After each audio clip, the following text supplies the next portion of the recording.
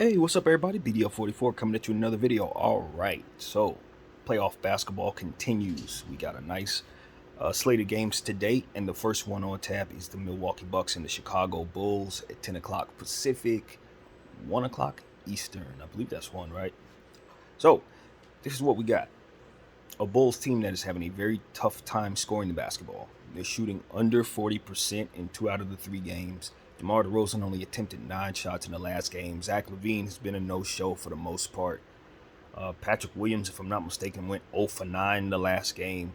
So what we're looking at is just an anemic offensive performance this series by this team. And even though Middleton is out for um, the Bucks put a big lineup on the floor in that previous game and just overwhelmed them. Bobby Portis went huge for like 16 rebounds. Um, you just got, Giannis didn't really have to do a whole lot, even though he was efficient. He didn't have to do a whole lot ultimately because the Bulls didn't put up much of a fight.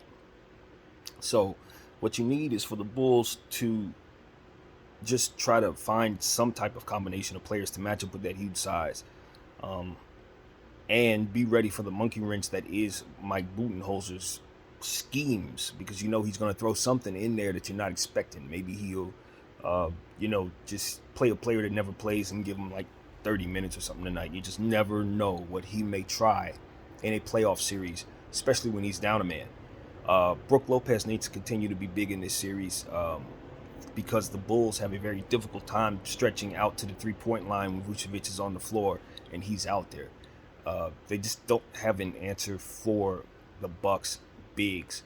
Vucevic needs to be more active in the series, just like LaVine and DeRozan. They need to get involved, find a way to make themselves useful in this series, and it's up to their coach to put them in positions to have success. And that's not easy against a very good defensive Bucks team. So this is tough. Obviously Grayson Allen was somebody you would have mentioned as well, who came into this game in Chicago previously, game 3, and just shot the lights out, lit them up, made everybody just understand that he didn't care nothing about the bad energy they had for him in regards to the Alex Caruso foul in the regular season that sent Alex Caruso down for about a month with a wrist. He didn't care about none of that. The Bulls apparently didn't seem to be too offended by his presence out there, and he just played a great game in the playoffs and walked out of there feeling pretty good about himself. That's disrespectful to everything the Bulls should be about. It's disrespectful to what AC brings to the table, and I think that they should make him feel what they didn't make him feel in Game 3. At least, at the very least, defend the man. Have some pride about yourself. I'm not seeing red right now. I'm on a mission to call out these playoff teams. I'm a Laker fan who has one of the worst situations out there. So I don't have no skin in the game. I understand I'm sitting on the couch and all that. But at the end of the day, whoever wants to win a championship is going to have to prove to the fans, prove to themselves, prove to the opponent that they can get it done. And it's only one team right now that looks like they're ready for the big thing, and that looks like the Boston Celtics to me. Everybody else is either in a dogfight, getting decimated by injuries, or having issues that can't score, can't defend, both. We're separating the good teams from the not so good teams right here and now. And I'm telling you, Chicago has a chance with Middleton out to take advantage of a Bucks team that I think is thin. My thing with the Bucks is do it again, because at the end of the day, they're still missing Middleton. And if they can get that type of production from Bobby Portis every night, cool. 16 boards from Portis, I think it was. If you get that production, great. You know what I'm saying? Obviously, Grayson Allen, once again, if he could shoot that well, 3 threes in the third quarter, something like that, whatever it was, if he's shooting that well every night, hey, I'll be a believer that you could do this without Middleton. If Giannis can get away with only scoring under 20 points, I think it was, and you guys still blowing teams out, yeah, for sure. We're definitely doing something there in Milwaukee. But let's be real. I don't expect all of that to fall into place for the Bucks every night. That big lineup caught the Bulls off guard, but they ain't going to catch them off guard with that lineup every night. I don't think the Bulls are out of this series unless they want to be out of this series as it pertains to them not coming up there and playing smart ball, execute properly, and putting the ball in the hoop. Knock down some field goals. I think when DeMar DeRozan only attempts 9 shots, Zach LaVine is floating around kind of thinking about something else or whatever's going on. You can't win. You need both of those guys to be up above 22 points a game, both of them. And I know it's tough because you got a weird dynamic where you got players that you need on the floor for different reasons, not able to be on the floor for other reasons, if that makes any sense. So it's like, okay, Zach LaVine, you want him out there good 30 plus minutes a game because he's an excellent scorer, but you also need AC out there to defend, and you also need DeMar DeRozan out there, and it's a lot of different things. And Ayo DeSumo should probably have some minutes. He's a very good facilitator, very good defensive player. They're kind of missing that without Lonzo Ball. He kind of brings some of that flavor that Lonzo brings. Can't play him if you have those other three guys on the floor who may not do those things, but Ayo doesn't score. Do you see what I'm saying? So the Bulls are kind of at a disadvantage because they don't have complete players all over the floor, and who does? Not many do, but they're heavy on some area. They're heavy in some areas where they're deficient as well, if that makes any sense. So they have to find combinations of players that can give them a balance, and finding that balance in this series is very, very difficult for them for some reason. Now, during the regular season, it wasn't difficult to do for the most part, but I guess they weren't going up against the champs every night, so, I get it. But at the end of the day, if the Bulls do not find a way to score, they're going home. No Middleton don't matter. They're going home.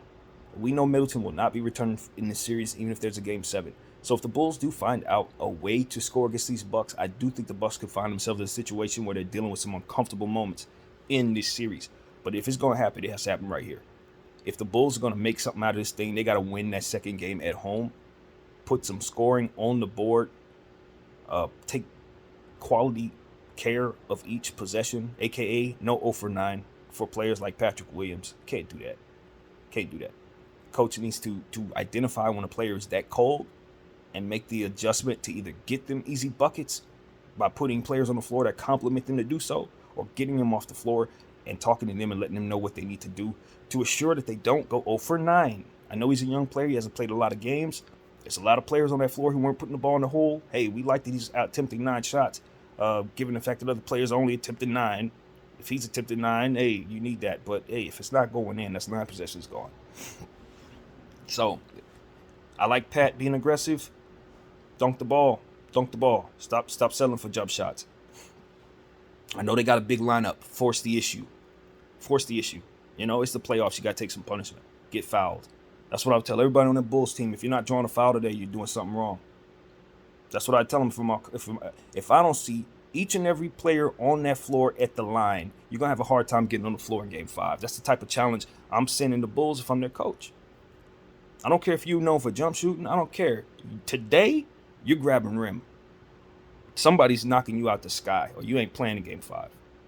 You understand what I'm saying? Because we need to score. And these jump shots, all this, they got big players on the floor. Do you know what big players do? They foul people. They're huge. Big targets. Draw fouls, Chicago. Get to the line, Chicago. Make your free throws, Chicago. You'll win the game if you can score the ball. So, that's pretty much the end of the story, man. I still think the Milwaukee Bucks are thin on the back of that bench. I don't expect some of them players on the back of that bench to play as good as they did in Game 3. It's not happening every night. Middleton missing from the Milwaukee Bucks is a crisis. A massive, massive crisis because of how they are built. If you get big games out of Connaughton, big games out of Nwora, huge games out of those back of the bench guys that never play every night, if you can find an unsung hero that can get you 20 points out of nowhere every night, the Bucks will be fine. If they can't manifest those points, I'm telling you, Game 3 was a fluke. They are not to win too many games at all without Chris Middleton, in my opinion. They're not that good without Chris Middleton. They are very, very thin. They're going to need somebody who ain't that good to play really well every single night. And I'm telling you, until Middleton gets back, that is going to be the case. And so, Chicago will play better, in my opinion. There's no guarantee they'll win because Giannis is still out there. And for those who say Giannis is still out there, so they're still going to blow everybody out, I think that's really possible. I do. I think all the problems that the Bucks have, everything I just said, all that can go bye-bye if Giannis does what Giannis is capable of doing and is able to overcome some of the defensive schemes that are thrown at him as teams adjust. But teams are going to start adjusting. One look at him without Middleton, boom, now I got some footage. Great. I'm going to go study that footage, and I'm coming back with a plan that's not going to allow you to have as many good looks as you did in Game 3 if I'm a good coach and a good coaching staff. So we'll see what the Bulls are about. We're going to see. I thought that they didn't come up with enough urgency in Game 3 to press the issue, use the bulletin board material that was Grayson Allen in the moment that took place with Alex Caruso to fuel them into a situation where they would not be denied. That big lineup should have been met with bigger lineups if you had them. I don't care if you got to play Vucevic, and a bunch of people that you don't play. I want to see Tony Bradley get some dang minutes in this series. I like Vucevic to a degree, but not for who you are. I've seen Tony Bradley play well with backup minutes when guys are out. So pretend guys are out and give them some damn minutes. When you don't have anything that's working and they throwing big lineups at you, and you're sitting over there, you see Tony Bradley just sitting there not getting any minutes, not fouling nobody, not getting no boards, not dunking no basketballs, that's a problem. Get that young center on the floor and see if he can help you tonight. If you don't play him in this series, you're missing an opportunity to see if a guy can not only help you in a situation where you're dealing with bigger lineups, but also give a guy some value, some experience to raise his trade value or his playing value or whatever the case. You got to let guys get playing time when you believe in them as somebody who can get better. You have a golden opportunity that may not come around next season to give players playoff experience. I'm trying to instill that in everybody who watches me because this is very important in building your franchise. When you make the playoffs, you have a golden opportunity to raise everybody on the roster's value. You just gotta give them the minutes, especially when the matchups dictate you do. And when they out there with them big lineups, yeah, it's time to call some guys up. 0 for 9? No, I'm bringing Tony in. I'm bringing him in. I like Patrick Williams. Tony is a young player too. Give him a chance. Yeah, he's not a lottery pick, so I don't care.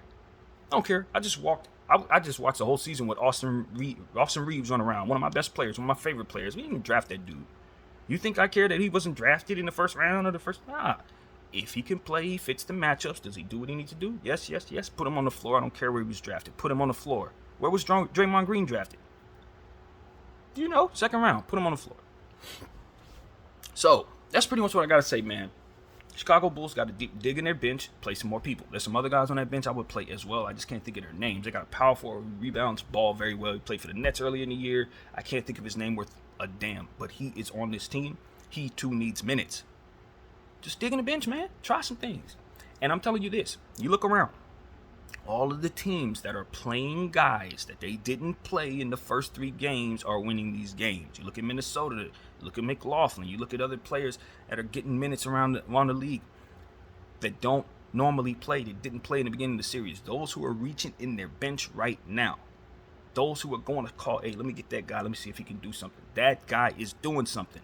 So try it, Chicago. And I encourage all the teams in the playoffs to try it too. Give your bench a chance. So that's what I got, man. Put some points on the board, Chicago. Milwaukee, do it again. If those 2 things happen, we're going to get a fantastic basketball game to start these playoffs. Yesterday was 4 slate of games. All 4 of them were good. I'm hoping that we can get the same thing. I'm going to give you a rundown on all of them if at all possible. My name is BDO44. I thank y'all for watching. I'm out.